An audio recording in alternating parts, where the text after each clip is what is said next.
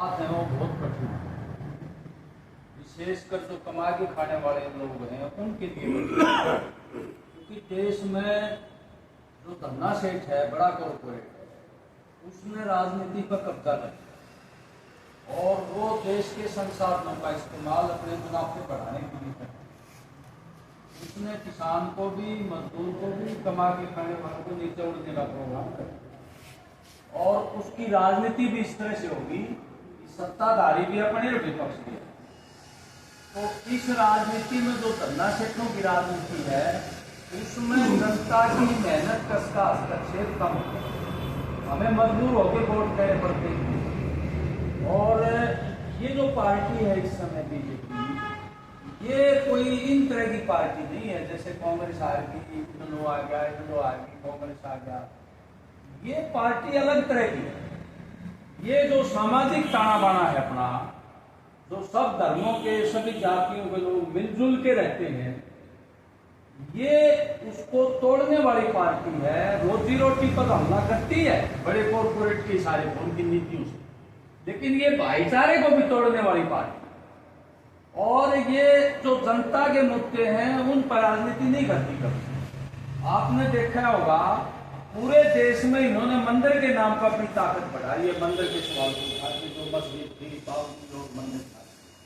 और जब भी मेहनत कस के हक में कोई पॉलिसी लोग आंदोलन करके जाते हैं तो ये बीच में उसको तार पीछो करने का काम करते हैं। और इनकी राजनीति जाति विभाजन, धार्मिक कट्टरता और उन कमाई खाने वालों में विभाजन, उससे इनकी राजनीति आगे बढ़ी। अभी देखा होगा कोई प्रवासी रहते हैं बाहर, आज पर जाता हूँ, वहां कोई प्रवासियों ने कोई मीट बना लिया होगा। वो अब पता नहीं सच्चाई क्या है, मेरा कोई प्रतिबंधित पशु मार के लिए मीट बनाया, एक लड़के का मर्डर है, 100 काल प्रोडक्शन। ये अपार करते हुए देरी नहीं करते। तो पहली प्राथमिकता तो हमारी है कि भाई इसको सत्ता से बाहर किया जाए, क्योंकि सरकारी एजेंसियों का ये दुरुपयोग करती है। सीबीआई है, ईडी है, इनकम टैक्स है, विरोधियों को प्रताड़ित करने का काम करती है और एक तरह से तानाशाही स्थापित करती है। इसलिए इसको हरियाणा की जनता हराए इसको, ये हमारी वामपंथी पार्टियों का, हमारी पार्टी का विचार है।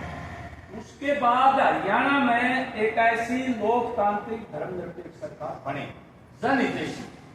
और तीसरी हमारी मांग है कि भाई विधानसभा में किसान मजदूरों के मुद्दे उठाने वाला भी कोई वामपंथी साथी पहुंचे।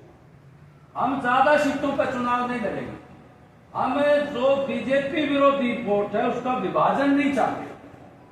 तो इसलिए पॉलिटिकल पार्टी होने के नाते हम बहुत सीमित सीटें लड़ेंगे, बल्कि 5 की प्रपोजल हुई थी, उसमें भी हमारे साथी जो सेंट्रल कमेटी के हैं वो करे भाई 3 ही लड़ो, 5 की ना, ताकि वोट का विभाजन ना हो। हमने पूरी कोशिश की है। देखो लोकसभा में हमारे दोनों वामपंथी दलों ने 10 सीटों पर कांग्रेस इंडिया गठबंधन में शामिल होकर उनकी मदद करी, हमने तैयारी की। हम पहले सोच रहे थे भाई 7 से खड़ा करते हैं, वो इसलिए नहीं गिरा भाई 10-20 हजार वोट आ भी गए तो वो वोटों का विभाजन होगा, कोई फायदा नहीं होगा। और हमारा शुरू से ये विचार है, देखिए जिम्मेवारी की बात बताता हूं, मैं कोई बड़ी बात नहीं करता। हमारे से इन लोगों ने भी संपर्क किया, बीएसपी ने भी किया, आप पार्टी ने भी किया, जेजेपी ने भी किया, भाई आओ हमारे साथ एडजस्टमेंट कर लो।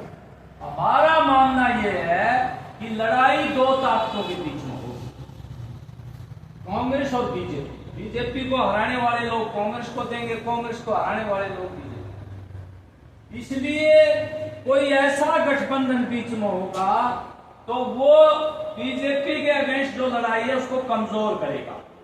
हम गैर जिम्मेवारी से काम नहीं लेंगे। हमने कांग्रेस पार्टी को भी ये बात कही है, आपकी विपक्ष, आप मुख्य विपक्ष हो और जिम्मेवार विपक्ष हो, आपकी ये जिम्मेवारी बनती है जो भाजपा विरोधी वोट है उनका विभाजन ना हो। और इंडिया गठबंधन आप रखो, आप पार्टी को भी एडजस्ट करो, 2-4 सीटों की बात होती, ज्यादा नहीं होती।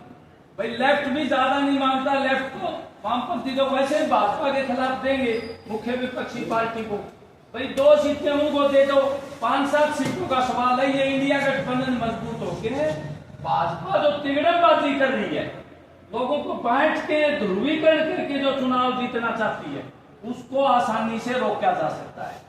तो कांग्रेस पार्टी जिम्मेवारी को निभाने को तैयार है। हमने ये भी कह दिया भाई 1-8 सीट दे दो, लेकिन उसके लिए भी वो तैयार नहीं है। भिवानी में आप लोग देखोगे, मैं कोई बड़ाई की बात नहीं कर रहा, कोई भी मुद्दा है, किसानों का है, मजदूरों का है, महिलाओं का है, दुकानदारों का है, उस मुद्दे पे हम लोग और ये आप लोग, क्योंकि ये जो संगठन है ये कोई लेफ्ट का नहीं है साहब, किसान जो मूवमेंट चला उसमें कुछ साथी जुड़े हैं, वो जुड़ जाते हैं हर एक घटना का, जो गलत घटना है उसका विरोध करने के लिए। ये जो गुरु का विद्यानगर का 50-40 आदमियों का, ये हमेशा जुल्म और जाति के खिलाफ लड़ता है। कोई भी कांग्रेस पार्टी का नेता या कोई और पार्टी का नेता कभी आया नहीं लड़ाई लड़ने